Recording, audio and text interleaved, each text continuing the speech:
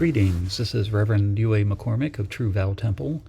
In this presentation, the third of 10 parts, I will be talking about the Hoben or Skillful Means chapter, whose initial prose passage is recited in the morning and evening devotional practice and other services of Nichiren Buddhism. In this video, we will cover the following portion of the Hoben.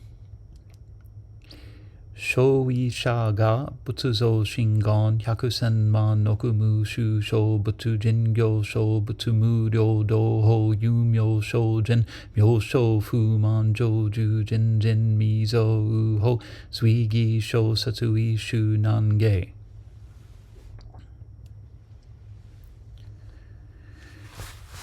Which means, why is this?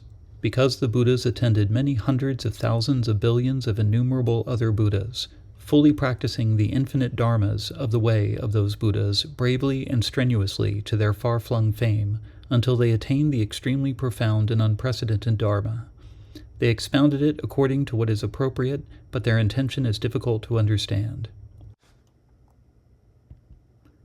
According to this passage, Buddhahood comes about after supporting and being supported by other Buddhas over vast periods of time. From a limited perspective, there is only one Buddha per world system, per dispensation of the Dharma. In other words, on any given world with intelligent life, only one Buddha appears at a time, and they only appear when the Dharma taught by the previous Buddha in that world has been forgotten. So all the other beings who are practicing and teaching the Dharma after a Buddha appears and rolls the wheel of the Dharma are either voice hearers or bodhisattvas, while the Buddha of that world disappears after his nirvana. However, chapter 16 changes things. In that chapter, the eternal Shakyamuni Buddha says, "I may appear as myself, I may also appear as someone else." He also says, "Good children, the lifespan I gained through my long practice of the Bodhisattva way is still unending and will continue for twice the duration that I described before."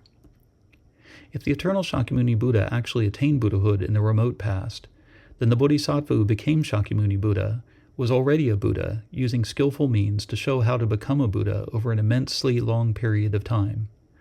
And if the eternal Shakyamuni Buddha's lifespan is ongoing, then that Buddha is continuing to manifest as a Buddha, or Bodhisattva, or whatever other appearance may be needed to enable beings to quickly attain Buddhahood. So a Buddha may appear as a Bodhisattva and serve other Buddhas, and a Buddha may only appear to enter Nirvana, but will go on to appear as a Bodhisattva again, or as other Buddhas.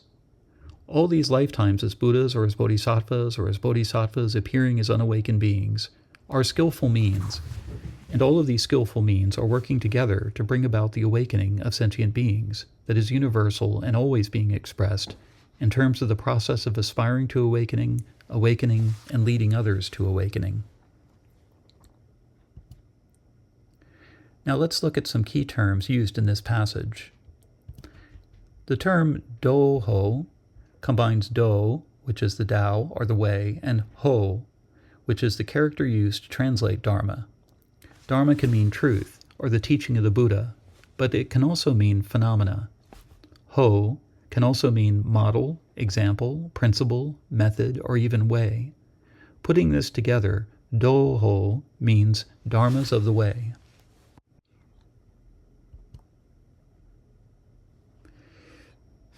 Mi-zo-u is a compound consisting of mi, or not yet, zo, or previously, and u, or having.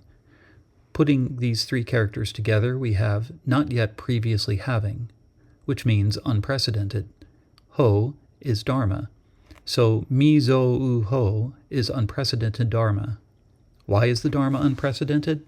Because until a Buddha appears to turn the wheel of the Dharma by teaching what they have awakened to, there is nothing like it in the world.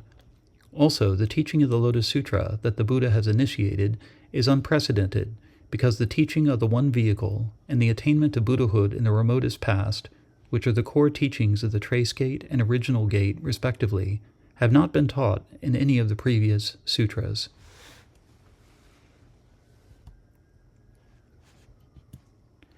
I-shu consists of I, which can mean idea, meaning, or wish, and shu, which can mean purport, gist, or intention.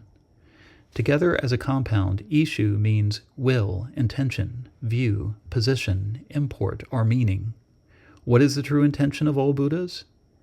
Or, what is the true purpose of the Buddha's teaching? Further on in Chapter 2, the Buddha says, "What is the one great purpose for which the Buddhas, the world-honored ones, appear in the worlds? The Buddhas, the world-honored ones, appear in the worlds in order to cause all living beings to open the gate to the insight of the Buddha, and to cause them to purify themselves. They appear in the worlds in order to show the insight of the Buddha to all living beings. They appear in the worlds in order to cause all living beings to obtain the insight of the Buddha. They appear in the worlds in order to cause all living beings to enter the way to the insight of the Buddha. Shariputra, this is the one great purpose for which the Buddhas appear in the worlds." This passage is not part of the Hoben Pon portion that we normally read during our services. However, it is included among a set of passages from chapters 2, 3, 10, and 11 that are recited on special occasions. Because the first three characters of the passage from chapter 2 is read yoku ryoshu, this set of passages is called the yoku ryoshu. As this passage from chapter 2 expresses, the one great purpose that the Buddhas have for appearing in the world is to open the insight of the Buddhas to all living beings, to show it to them, to cause them to obtain it, and to cause them to enter the way to it. Right after the Yoku-ryoshu passage, the Buddha says, "I also expound various teachings to all living beings only for the purpose of revealing the one Buddha vehicle. There is no other vehicle, not a second or a third. Shariputra, all the present Buddhas of the worlds of the 10 quarters also do the same." So the true intention of the Buddha, their purpose in appearing in all the worlds, is to lead all people to Buddhahood. This is what goes beyond the wisdom of the voice-hearers and privately awakened ones, who only aspire to escape the suffering of the 6 lower realms of transmigration. The 2 vehicles taught for them, and even the Bodhisattva vehicle taught for those who believed that they could attain Buddhahood while others could not or would not, are all only partial aspects of the one vehicle that leads everyone without exception to Buddhahood. To make this even clearer, further on in Chapter 2, the Buddha says, "I once vowed that I would cause all living beings to become exactly as I am. That old vow of mine has now been fulfilled. I lead all living beings into the way to Buddhahood." At this point in the Lotus Sutra, the Buddha is saying that his wisdom has been cultivated for countless ages under the tutorship of countless other Buddhas, and that it is therefore difficult to understand and difficult to enter. Nevertheless, the Buddha does intend to enable all people, even those who cannot comprehend it now, to understand and enter it. He prepares the way by teaching people in accordance with their needs, expectations, and aspirations, but ultimately he is leading them by using the one vehicle teaching that leads all to Buddhahood. This one vehicle is not something apart from the lesser vehicles or teachings. Rather, these lesser teachings are opened up so that those following them will realize that they are but partial aspects of the one vehicle.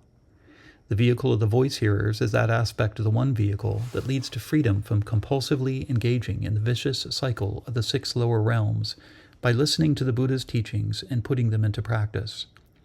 The vehicle of the privately awakened ones is that aspect of the one vehicle wherein people see for themselves the causal and conditioned nature of all phenomena and thereby attain freedom. The vehicle of the bodhisattvas is that aspect of the one vehicle wherein people aspire to Buddhahood and cultivate virtue and wisdom out of compassion for all beings. All these aspects lead to and are brought to completion in the one Buddha vehicle.